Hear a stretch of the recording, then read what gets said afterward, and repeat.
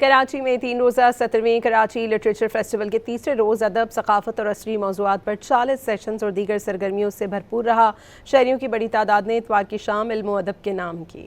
علم، ادب اور دیگر موضوعات پر بات اور کچھ سیاسی تبصرے۔ کراچی ادبی میلے کا آخری روز بھی بہت بھرپور رہا۔ مختلف موضوعات پر 40 معلوماتی سیشنز کا انعقاد کیا گیا۔ کراچی لٹریچر فیسٹیول کے تیسرے اور آخری روز 10 کتابوں کی رونمائی بھی کی گئی۔ اتوار کے روز شہریوں کی بڑی تعداد سمندر کنارے سجے ادبی میلے میں شریک ہوئی۔ لوگوں نے ایونٹ کو بے حد سراہا۔ طلبہ کے لیے بہت اچھا ہے، وہ ادھر آئیں، بہت سیکھنے کے لیے ہے، بہت اچھے ہمارے پاس لٹریچر کے لوگ ہیں جن سے آپ کو بہت سیکھنے کو ملے گا۔ اور یہ ڈیبیٹ ہونا کہ کیوں لٹریچر اتنا امپورٹنٹ ہے، خاص کر کے چھوٹے بچوں کے لیے، یہ کافی اچھی وہ ہے ایونیو ہے، لوگوں کو سمجھنا چاہیے اس کے بارے میں۔ کراچی لٹریچر فیسٹیول کے تینوں دن سائنس، ادب، سیاسی موضوعات، مصنوعی ذہانت اور موسمیاتی تبدیلی کے موضوعات پر سیشن ہوئے۔ ان معلوماتی سیشن میں ملکی اور غیر ملکی مندوبین نے بھی شرکت کی۔ کراچی ادبی میلے کا اختتام حمزہ اکرم کی قوالی پر ہوا۔